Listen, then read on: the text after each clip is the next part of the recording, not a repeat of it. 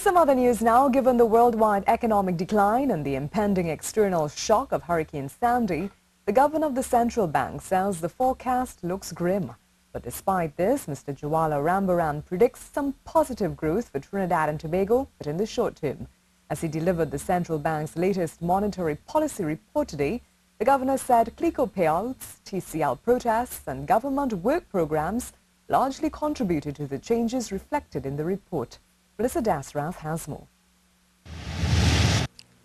Central Bank Governor Jwala Rambaran says the global prospects are worrisome and there is some cautious optimism with respect to the short-term outlook. But he projects a rise in real GDP heading into the new year. The bank is actually projecting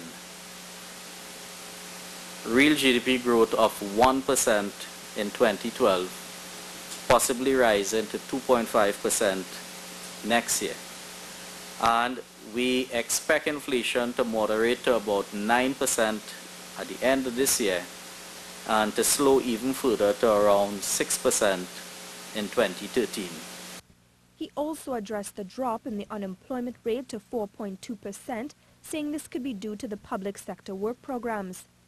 Mr. Rambaran said the central bank did a critical analysis of the labor market and found that government projects such as Color Me Orange and Agriculture Now did have a mild impact. According to him, we have work, but we also have people who do not want to work. That substantial drop in the unemployment rate was really due to increased employment in the construction and agricultural sectors arising from short-term government projects.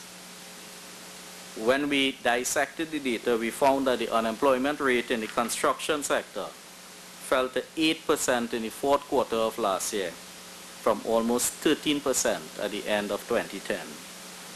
And the unemployment rate in the agricultural sector fell to around 1% at the end of last year.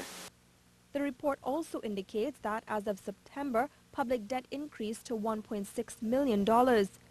Governor Rambaran explains that the CLICO settlement caused public debt to rise in 2012. Almost 20 billion of that outstanding public debt is actually due to the financing related to the resolution of CLICO. He adds that the industrial impasse at TCL also had an unfavorable impact on the economy. We've actually seen the protracted strike at TCL and its impact, very strong negative impact on the non-energy sector. And the third fundamental assumption is that the government must implement its public sector investment program in a very timely and efficient manner. And as for the removal of VAT on food items from November 15th, the central bank governor says this is likely to be a one-off effect as prices will be subject to demand and supply and will eventually level off. Melissa Dasrath, C News.